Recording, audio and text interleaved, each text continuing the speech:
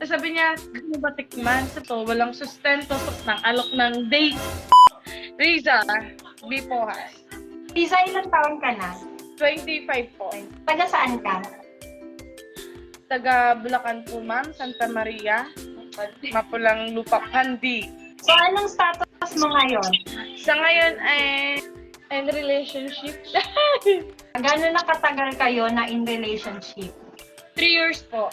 Hanggang Ano po, yung unang asawa, 3 taon, pero wala na po. Ngayon sa pangalawa, mag-1 year pa lang. ano kayo nagkakilala? So, bali po kasi ako ay bilang isang single mom. So, walang sustento, support ng ama sa una kong asawa. Nag-racket po akong magtinda-tinda ng kakanin para lang may maano sa dalawa kong anak. Kasi aminin ko mahirap, pero masaya siyang gawin alang-alang lang sa anak natin, di ba po? Lahat gagawin natin kahit konting kinikita para lang sa anak natin. Doon ko po siya nakilala sa bus lang po. Una, inaalok po doon. Una, hate ko siya kasi may edad nga.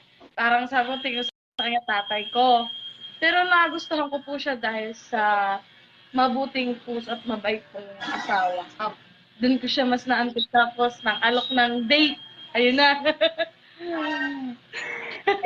Pero nakakatawa kasi love story na sa bus mismo ha. Like, di ba yung iba, yung parang somewhere, yung parang with friends, gano'n. Pero sa inyo sa bus. So, paano kanya unang in-approach? Ano po, dun po sa bus lang po, nagtitinda po ako, bumili po siya nun sa akin. Pero una po ay dinaya ko lang kasi pag nagtatagpo kami, sabi ng mga teller tsaka ng mga bus, ang mga driver, ay, ayan na sila. Inaano kasi po, isa po siyang byudo. Eh, ako naman wala namang problema, single mom din tayo. Wala naman tayo asawa. Di, inayaan muna po, nagsimula muna kami sa friend. Hanggang sa nagkaplano-plano tong mga driver na to at mga tailor na ipaglapit kami, ang galing nila. Pinagkaisahan. So, ano katagal yung ligawan portion bago kanya napasagot? Ano po ma'am, so bali na uwi po kami sa, sa prutas po. Meron siyang binigay sa akin na prutas na hindi ko siya kilala.